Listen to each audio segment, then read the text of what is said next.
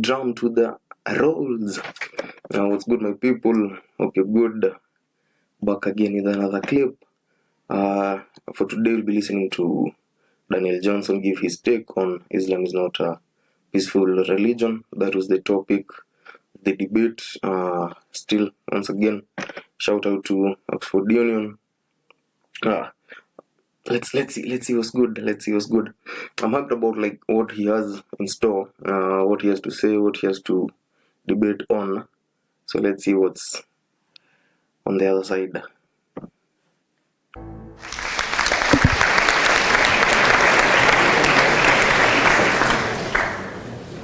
Ladies and gentlemen, I very nearly decided not to come today. Yesterday, a British soldier was decapitated in cold blood on the streets of London by Islamists shouting Allahu Akbar. One of them told the British public, "You people will never be safe."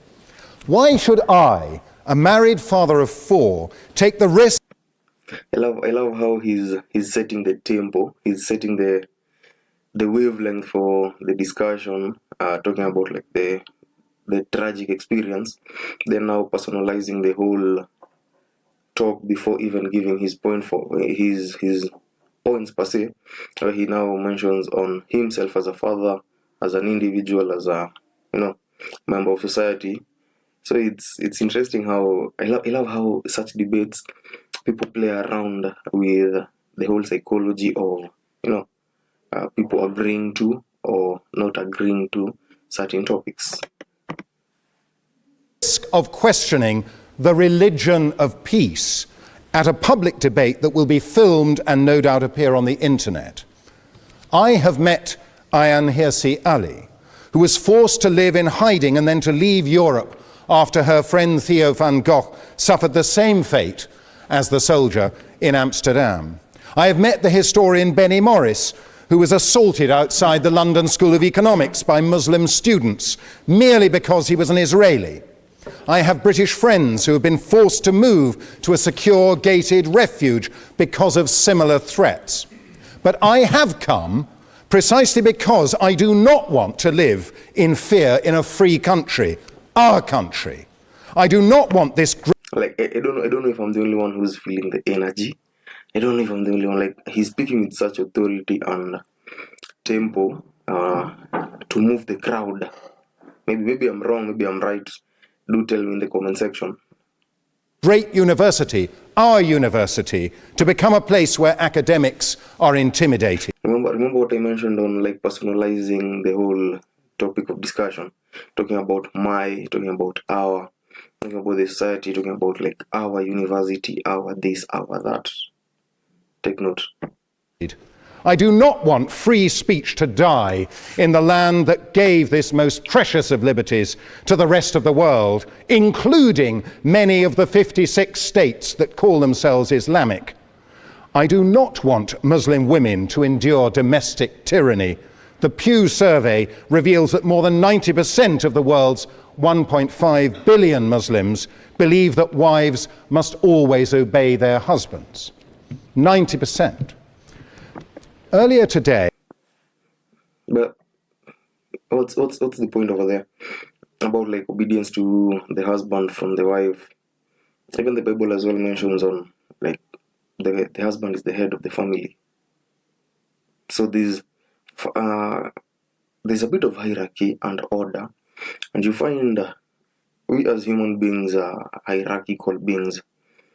We prefer that whole system of order. Like it creates a sense of order. Yeah, do people overstep their bounds? Definitely.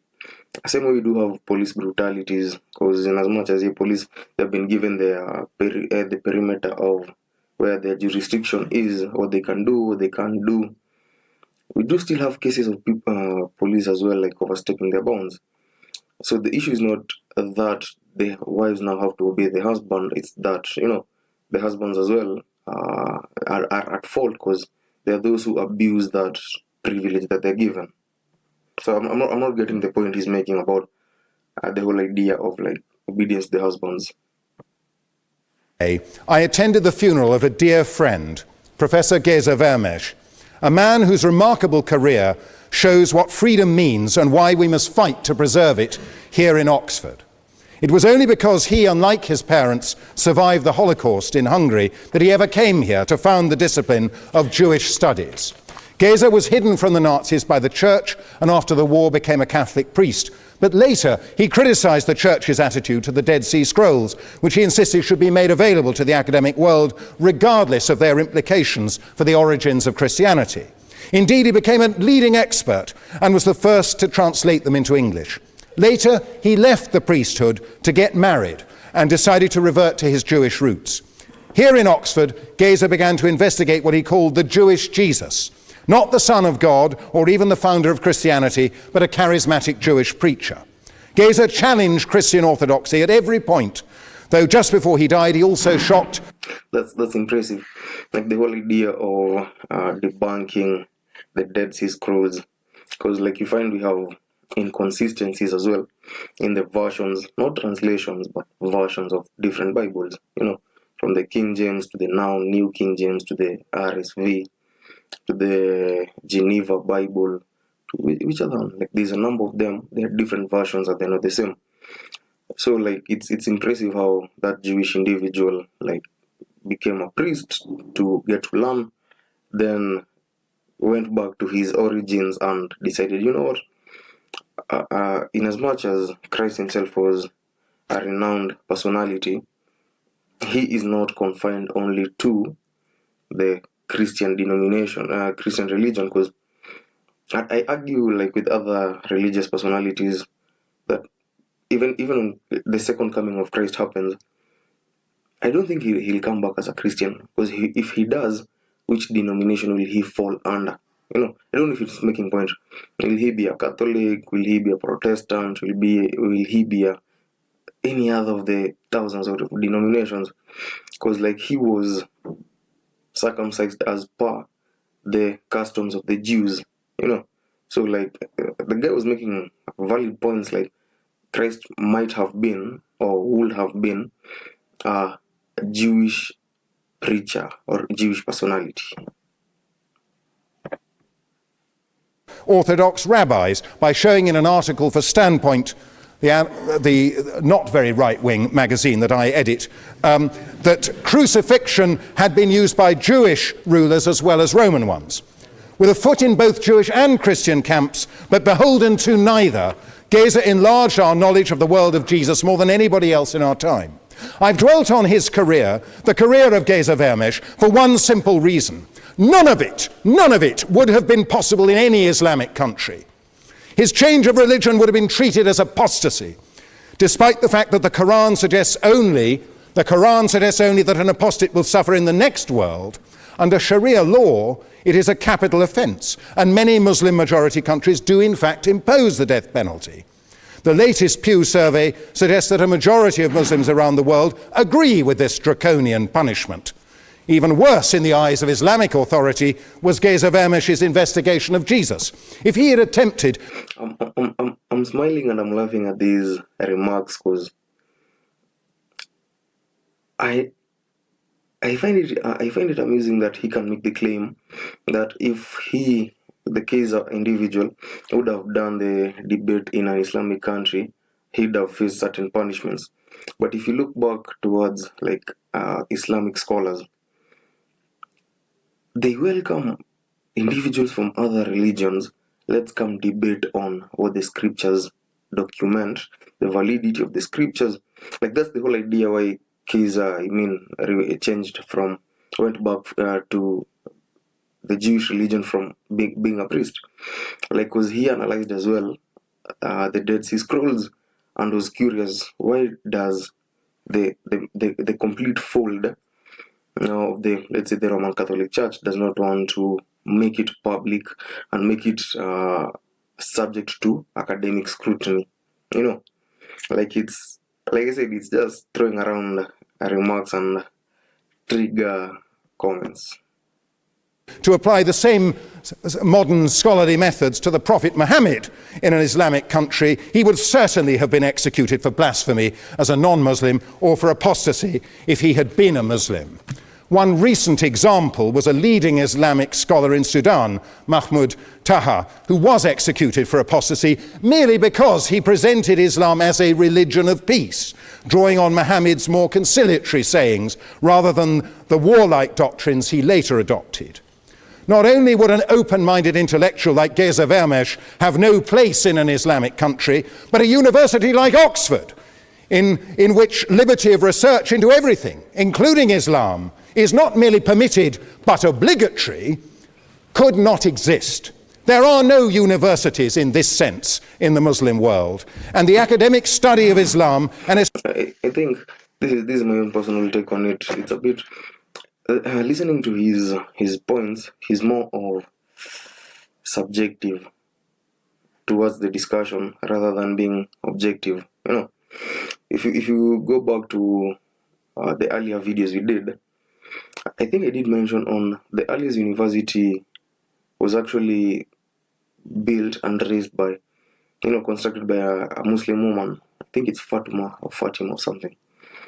And in those universities as well, like scholars will come from different regions to have like sit downs and debates among themselves, then led to the development of certain, disciplines and studies. Let's say, like if you talk about like algebra, the studies of the sky, the stars. Like, it's curious how he can mention on, like, we can't have such platforms in universities, especially like in Islamic countries, yet 2/3 of the stars are named in Arabic. Amen. Especially of its founder, has been greatly inhibited by the suppression of free intellectual inquiry. Now, how does this lack of free speech and inquiry bear on the question we are debating tonight? In my view, it is crucial. Islam has the potential to be a religion of peace. No, sorry, I'm not taking points of information. But it will need to evolve a great deal if it is actually to become a religion of peace. Islam cannot evolve unless Muslim authority... It begs, listening to the claims he's making right now, like it begs the question, what's his definition of peace? Like, what's his definition of peace? Like the whole narrative of like the husbands being obeyed by the wives, he takes that as this is my take per se, overbearing on the rights or infringing on the rights of the women, because now the wives have to obey the husbands. But if you argue from that standpoint of husbands and wives, there has to be some level of authority that the husband has over the wife, because let's say replace the word authority with bodyguard. Like if you're going to somewhere that is a bit dangerous, then your bodyguard tells you you're putting yourself at risk. So will you say that the bodyguard is infringing on your rights? Similarly, if your husband is informing you, if you do X, Y, and Z, it will create X, Y, and Z results. So instead of getting to that level of the repercussions, let's avoid it completely. So like I'm trying to understand some of the arguments he's making. So I don't know if I'm the only one who's feeling the goosebumps and the hair standing. Both religious and secular, allow the freedoms we in the West take for granted. Freedom of speech, freedom of the press, freedom of conscience. Of course, these freedoms go together with other basic principles which are absent in those countries. Equality before the law, civil and political rights, constitutional democracy, economic liberty, the separation of church or mosque and state. All these ideas emerged in the West because the Judeo-Christian tradition has always evolved in classical and medieval, Renaissance and Enlightenment periods, and it is still evolving today. As a Catholic, I must acknowledge that it is only in my lifetime that the Church adapted its teaching on the Jews from enemies to brothers. And in order to ensure that the 1.2 billion Catholics could see that the Church banished anti-Semitism in its practice as well as its preaching, successive popes have gone out of their way to reach out to Jewish people. How very different is the situation in Islam. Where Jews and Christians have allowed the reinterpretation of the Bible, Muslim scholars have insisted that the Quran, as the unmediated word of Allah, cannot be reinterpreted. Despite this rigidity, Islam did evolve in its early centuries, but since the medieval period, it has undergone successive waves of fundamentalism intended to restore the faith to its original purity and to impose it, if necessary by force, on the rest of the world. We are living through such a wave today, which includes the Wahhabi and Salafist branches of Sunni and the Iranian-inspired Shia Islam. The overall name we give to these movements is Islamism, or radical Islam. Rather than emphasize the earlier, more pacific elements in Muhammad's teaching, such as his constitution of Medina, which granted equal rights to Jews, Christians, and pagans, Islamists emphasize later doctrines, such as the division of the world into the Dar-ul-Islam and the Dar-ul-Harb, the House of Islam and the House of War. We are living, apparently, in the House of War. Or the draconian enforcement of Sharia law. Not content with the attempt to convert non-Muslims, Islamists stress the obligation to carry out jihad, understood to mean holy war, including terrorism. As we saw yesterday in Woolwich, or a few weeks ago in Boston. Back to the point I was making about making very wild statements, then you're piling them one over another, and like he mentioned, he's not going to allow any additional information from the crowd or questions. So they're just piling, then nobody is going to respond to them. Hopefully somebody does. But I'm listening to some of the comments he's making. Like the definition of jihad. Jihad doesn't mean like terrorism. Basic definition is just struggle, the personal struggle to, do good, personal struggle to make sure you're living like the right way, you're not harming your neighbor, you're on your spiritual journey, like you're going to a place of worship, you're following the doctrines of your worship. Like it's just an Arabic word that means, a struggle. So turning it around to mean terrorism, I find it rather amusing because, like he said he's Catholic. So should we say as well that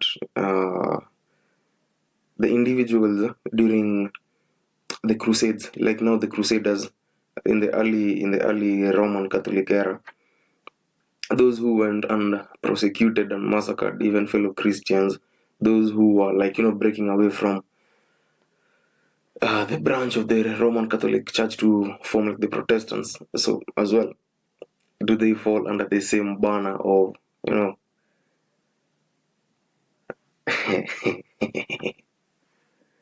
Radical Islam is not only a threat in the Muslim world, but also here in our midst. It is, in fact, the most direct threat to Western civilization in the world today. It is not enough. It is not enough for Muslim apologists to point... See what I mean? Like, he's not taking questions from the group, from the public, so they're just piling. Now, I know there are people who are seated maybe in the crowd, they're like, yeah, this guy is talking too much sense, like he's being too factual. But sometimes it's okay to give somebody time to make their points, then the opposing side to give their take on it, then they do like a rebuttal, then they do like the finalizing, then the Q&As. To statements of regret after terrorist attacks.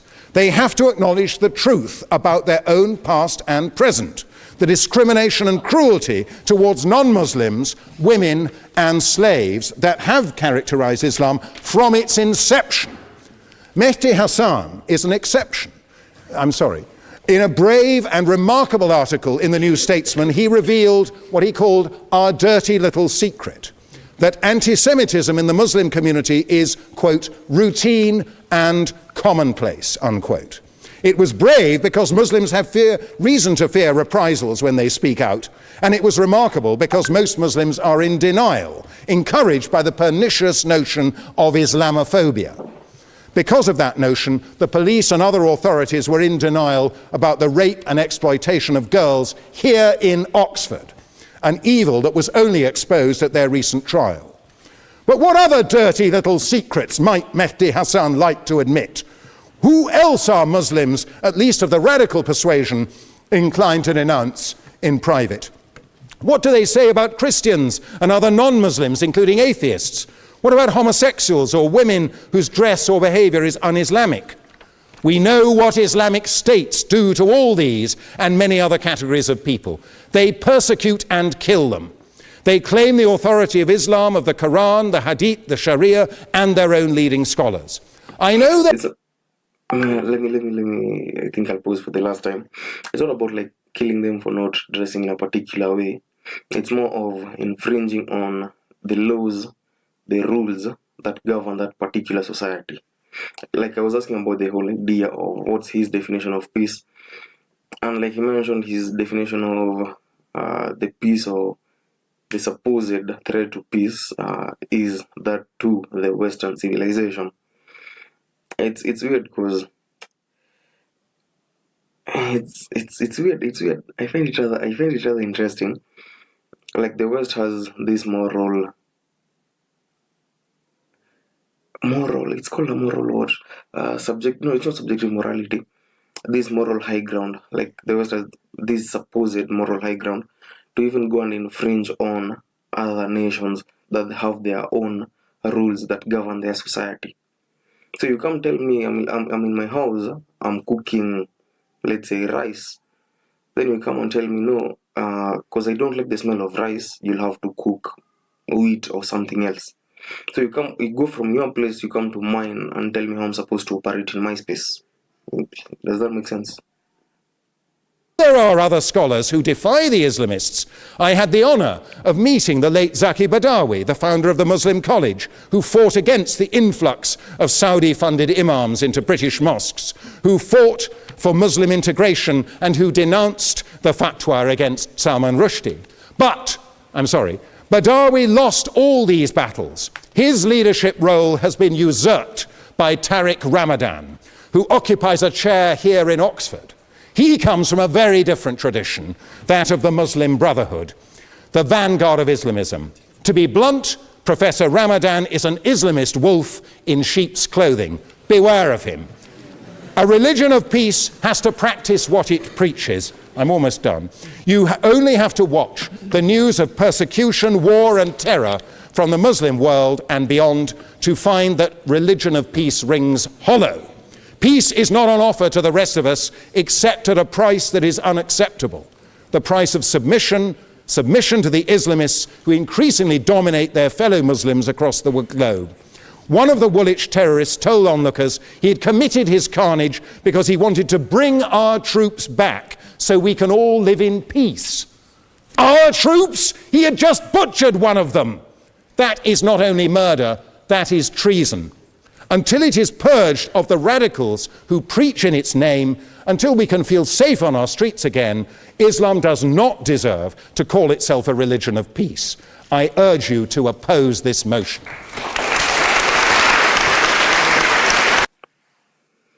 Interesting takes. Looking forward to what you all will say in the comment section. Do engage. Let's build, like I said, let's build that community. Give your thoughts on it. In between, I've been mentioning mine, but he's made a couple of remarks. So hopefully, let's see in the next clip if they'll be mentioned, that they'll be responded to. And also don't forget, hit that subscribe button, hit the like button, hit the share button, and don't forget, comment and click on the notification button as well so you don't miss on the next video. Stay safe.